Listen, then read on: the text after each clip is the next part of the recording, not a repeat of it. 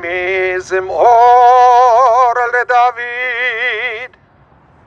אדוני רואי לא אכסר, מנעוד שירביצני, עלמי מנוחות ינעלני, נפשי ישובב, ינחני במגלי צדק למען שמו, גם כי אדלק וקיצל מוות, לא ידע רע כי אתה עמדי.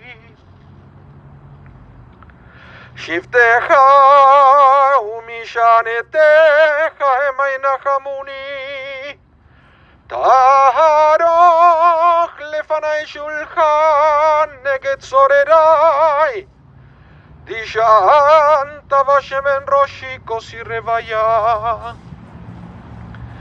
אך טוב וחסד ירדפוני כל ימי חיי,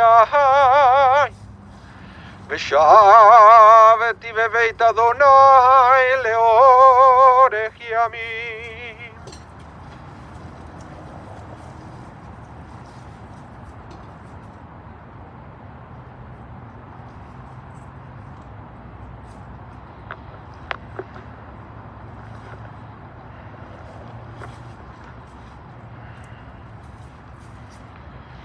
The words of the 23rd Psalm, a Psalm of David. Adonai is my shepherd, I shall not want, giving me repose in green meadows, leading me beside the still waters to revive my spirit, guiding me on the right path, for that is God's essence. Though I walk through a valley of the shadow of death, I fear no harm, for you are with me. Your staff and your rod comfort me. You prepare a banquet for me in the presence of my foes. You anoint my head with oil, my cup overflows. Surely goodness and kindness shall be my portion all the days of my life, and I shall dwell in the house of Adonai forever.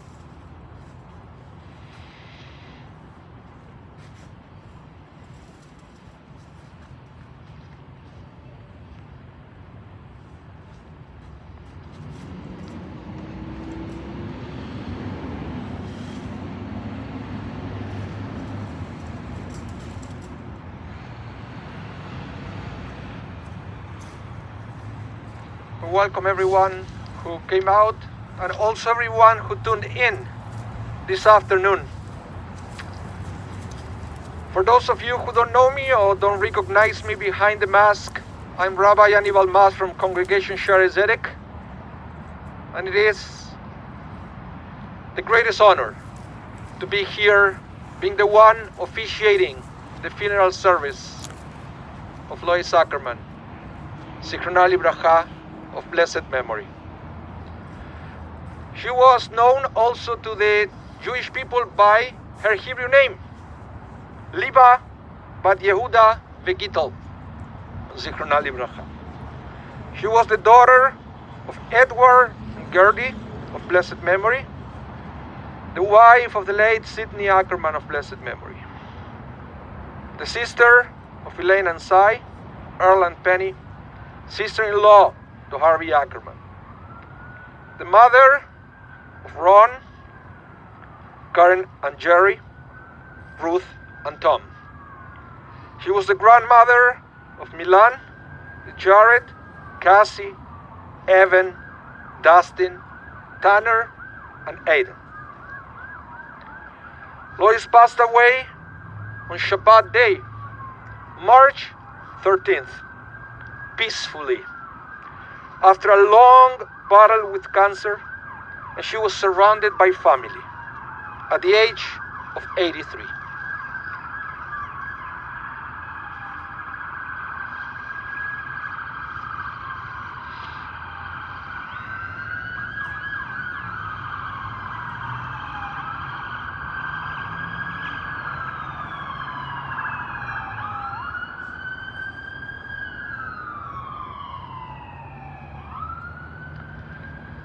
The Talmud, the Tractate of Shabbat, page 31a, offers a dramatic glimpse into what happens when we leave this world.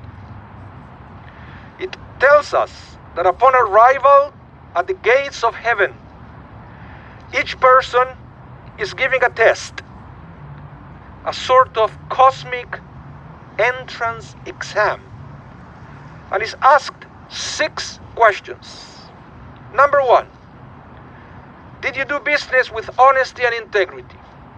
Number 2, did you fix set times for studying Torah? Number 3, did you participate in the commandment to be fruitful and multiply? Number 4, did you anxiously anticipate the redemption? Number 5, did you engage in the pursuit of wisdom? Number 6, did you have fear of heaven? Each and every one of these questions represents a probing, not just of our accomplishments, but of our overall character. Not just an overview of how our mortal self performed during our life, but how our soul developed during its lifetime and impacted upon the universe. And after my own experiences, plus everything I've heard about Lois Ackerman of blessed memory, I can say that she passed this cosmic test with flying colors. And she's now enjoying an eternity of bliss in the Olam Haba, in the world to come. Personally, I feel that we lost one of the most beloved members of the Shari Tzedek family. Lois was there every Shabbat, enjoying every prayer, learning from every word taught by my colleague Rabbi Matthew Leibel during the Torah service. Then, after services, she was the light of her Kiddush table. One of the most popular tables, by the way.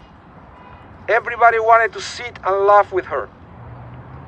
And then, right after Kiddush, when most people will go home after a long day at shul, she will come to my Torah class and stay for another hour or so to learn even more Torah and to ask questions about God, faith, and the human soul.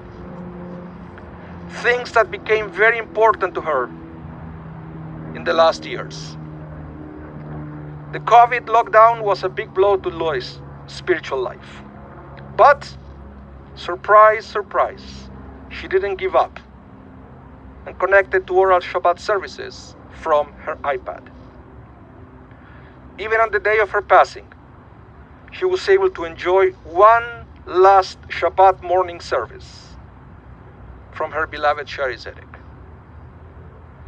Her spiritual awakening started after her beloved Sydney passed away, and it was really profound. She started to feel a deep connection to the synagogue. She recited Kaddish for him for a year under the guidance of Rabbi Alan Green and Bill Weissman, and of course, all the millionaires. They made her feel so welcome that after the year was over, she kept coming. All those years strengthening her soul prepared Lois to accept when the time came for her to go. She simply wanted to be sure that all her children were okay and that they also understood that it was her time to go. Then it was time for Lois to recite the Shema Israel one more time and to enter to the Olam Haba, to the world to come. And that's how she left this world. Her family has been flooded by people letting them know how Lois touched their lives. She will always ask everybody, "How are you?" For most people, that question would be said just to be polite. But Lois really meant it. In fact, she was very clear about her feelings, saying to people who meant something to her, things like, "I need you to know how important you are in my life." Or things like, "You need to know this." Then a little pause, and then, "You are so important in my life." She wanted to be sure every person knew how special they truly were to her. Now, her kids were a special chapter in her life. And again, she was not shy to let them know how special and important they were. Lois told everyone how incredible her kids were, and that everybody should be so lucky as she was by having such amazing children, especially for the way they took care of her. And in her final days, she was also blessed, not only with the presence of her children, but also many of her grandchildren who came to say goodbye to their Bobby. Lois was able to have private conversations with each one of them, which, by the way, she always did, allowing her to get to know them very well. Lois knew everything about her grandchildren from the day they were born. She knew every activity they did. She knew everything about school, hockey, soccer, basketball, if they were in a play, in a musical, or in a fashion show. She was always there.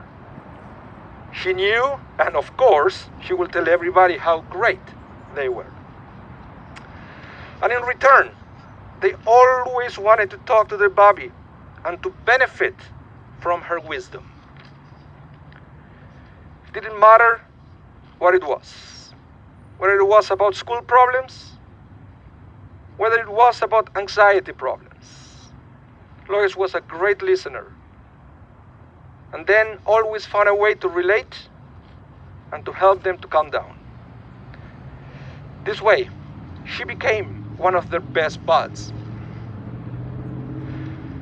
Lois never judged. In fact, let me share with you a story. There was a time where Lois was mortified because she felt that maybe she just judged someone. She felt she needed to ask for forgiveness. Her family tried to convince her that it was not a big deal, but Lois didn't accept it.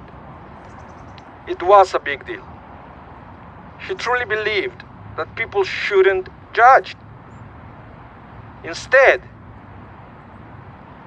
our obligation is to encourage and empower other people.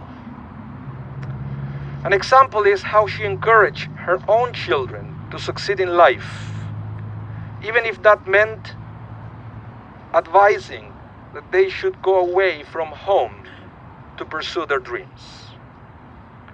She always made her children realize there was nothing they couldn't do. She was always there, supporting their decisions. If they fell on their faces, there she was helping them to get up and helping them to try again. Those were the kind of things Lois did. Now, 2 years ago, Lois had the opportunity to go to Israel to Cass's wedding. Her health wasn't the greatest, but she did it. Once in Israel, Lois not only enjoyed the wedding, but of course, she requested to visit the Kotel. She had her note written, they got her in a wheelchair, and yes, she got to the Kotel, where she was able to place the note in between the stones and to pray.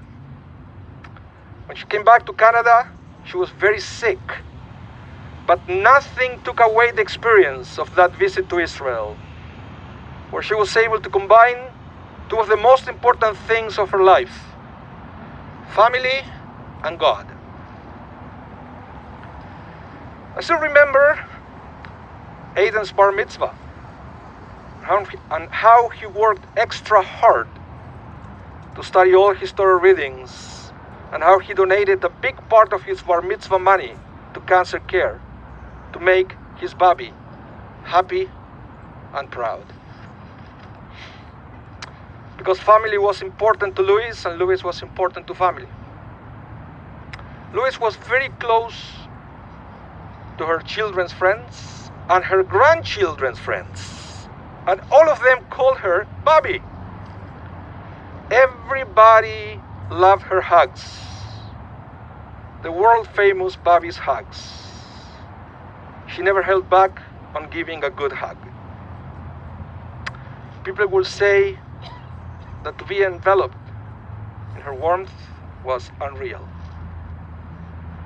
Every time that someone will say to her, "I love you," she will reply, "I love you more." That was her catchphrase. And if someone will say back to her, "No, I love you more," she will smile and say, "I love you more and forever." Lois was close to so many people, but there were two special individuals that they were especially close to her: Judy and Elizabeth, who became like sisters to her. They were the two designated friends allowed to be with her for the past week. They became part of the family. And when more family members started to come from out of town to be with Lois, Judy and Elizabeth were the ones being sure that they had everything. They made food, blintzes, chicken soup, pound cake, cheesecake, being sure that the fridge was always full. Now, as we remember Lois, we should also mention that a big part of her being at peace at the end was the certainty that she will finally be reunited with her beloved husband Sidney, her Shloimi. So the family would like to express their gratitude for all the expression of love and support they received during the last few weeks. And they wish that each one of you could be here in person. They know how much Lois meant to each one of you and how much you loved her. But I have news for you. She loved you more. And now, from the Olam Haba, from the world to come, literally forever.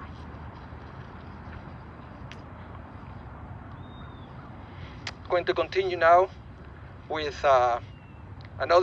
we're going to continue with another eulogy that is going to be presented by Evan.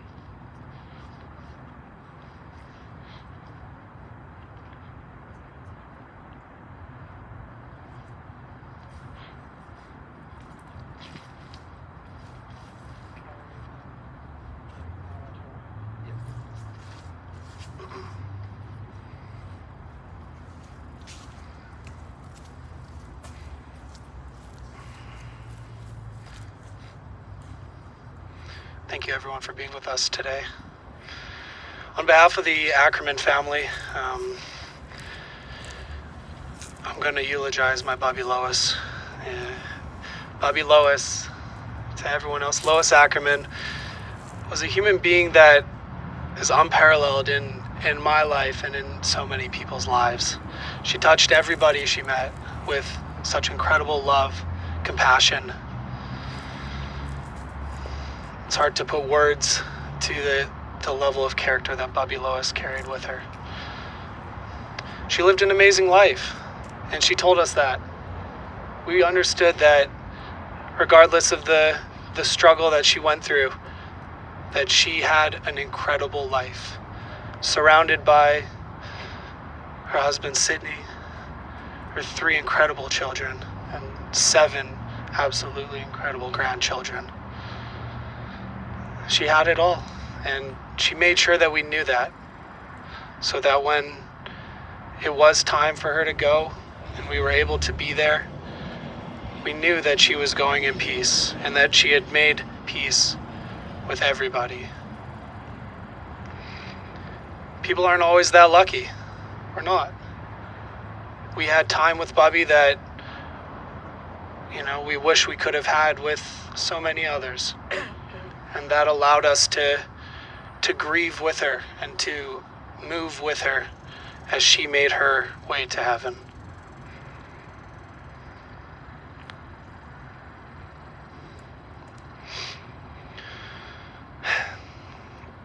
When Bobby Lois found out that her one and only granddaughter Cassie was getting married in Israel, on the first phone call I had with her, she said to me, "Evan, I'm going to be there." And I said, "Bobby, I think you can do it, but you're going to have to make the biggest effort, of your life to get there, considering what you're going through." And she said, "I'll be ready. We'll book the tickets and I'll be ready." And Bobby made sure she was ready. She, believe it or not, I would check in with her, once a week, twice a week. Well, because I live on the other side of Canada, and I would make sure that during the week I would talk to her, and I'd make sure that she was walking from her apartment to the library in the middle of her hallway and back. She could do that once a day, just once a day. That built that strength in her legs, that strength in her core, so that when we went to Israel, when we traveled across the world, she would be able to participate in every aspect of that trip. And let me tell you, she did. From going to the Sea of Galilee and witnessing the mountains of northern Israel to the Kotel, which was such an incredible moment for her to make it to the Kotel. It was just so incredible to be there and to witness that from afar. It's just so special. And then, of course, to be there for the wedding, to be a part of the wedding, to be Bobby Lois that we know, that we love. It was almost an expectation that she'd be there because she was so constant and so dependable, that when she was there with everybody else, and it was just right. And for that, we owe her that gratitude, that she made sure she was there, and it gave her solace in her faith to be there as well. I have a poem I'd like to read that was written by my younger brother, Dustin.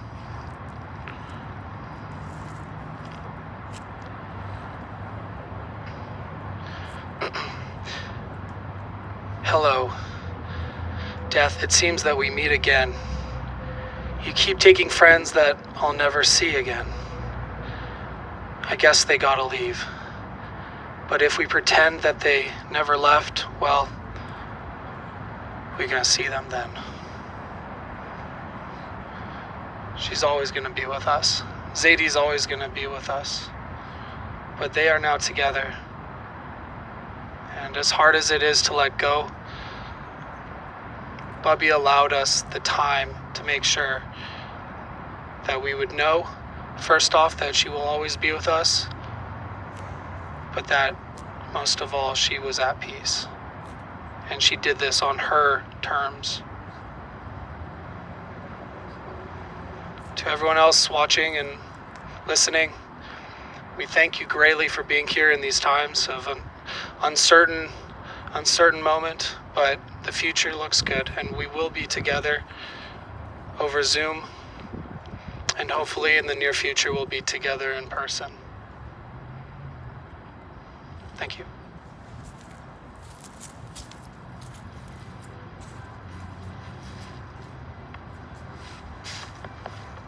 Thank you so much. Before I continue with the memorial prayer, I would like to read a short statement from the family.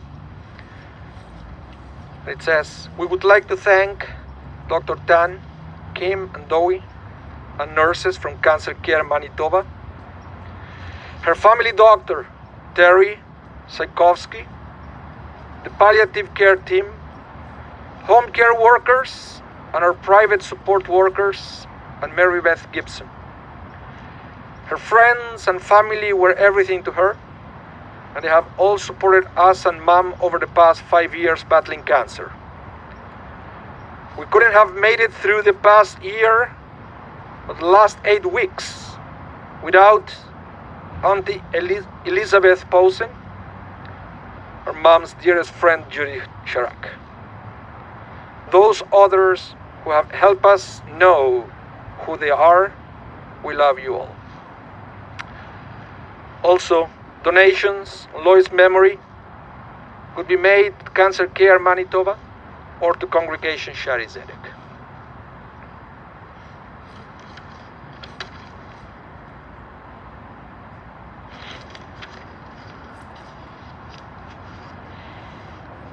El malera hamim shochem bameroimim hametze menuchane chona tachat kanfei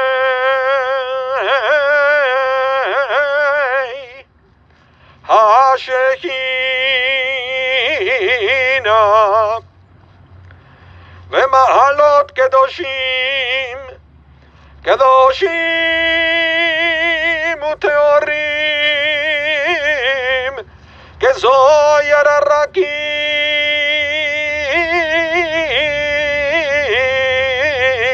מזהירים את נשמת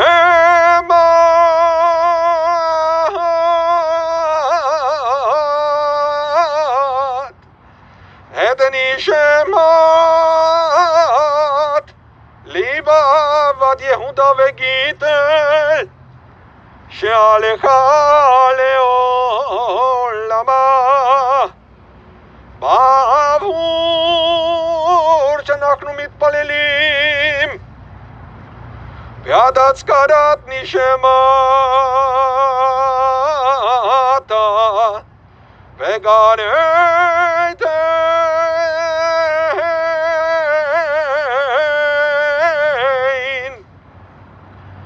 וגן עדן תהי מנוחתה לכם בלרחמים יעשתי ראיה וסדר כנביו לעולמים הוא צרור בצרור החיים החיים את נשמתה, אדוני ונחלתה, ותנוח ושלום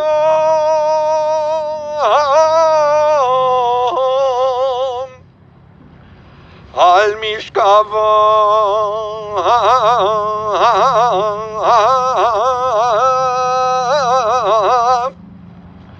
ונאמר Amen.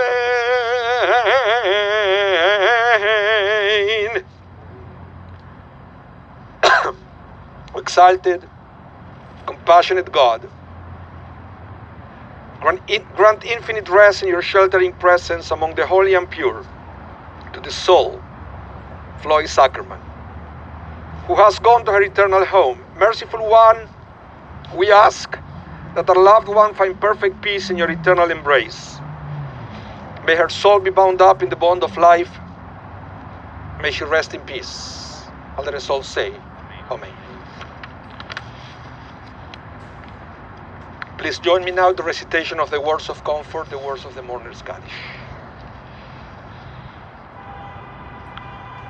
Itgadal ve'itgadash shemei daba, ve'almad divrach hirutei ve'yamlich malchutei, בחי יחון וביום יחון ובחיי דכל בית ישראל בעגלה ובזמן קריב ואמרו אמן. יהא שמי רבה מבורך לעולם ולעולמי עולמיה. יתברך וישתבח ויתפאר ויתרומם ויתנשא, ויתהדר ויתעלה ויתהלל שמי דקודשה בריחו. לעילה מן כל ברכתה ושירתה תושבחתה ונחמתה תעמידם בעלמה ואמרו אמן. יהא שלמה רבה מן שמיה וחיים עלינו ועל כל ישראל ואמרו אמן. עושה שלום ממרומיו ויעשה שלום עלינו ועל כל ישראל ואמרו אמן. המקום ינחם אתכם בתוך של אבלי ציון בירושלים. May God bless you and comfort you. And let us all say, Amen. Thank you all for tuning in. In a minute, we are going to stop the stream, and the family is going to continue with a private time here at the cemetery with the burial part of the ceremony. But again, we want you to know that your presence here is appreciated. Thank you so much for taking the time to honor Lois, for being there with the family at this time of saying goodbye. Thank you so much.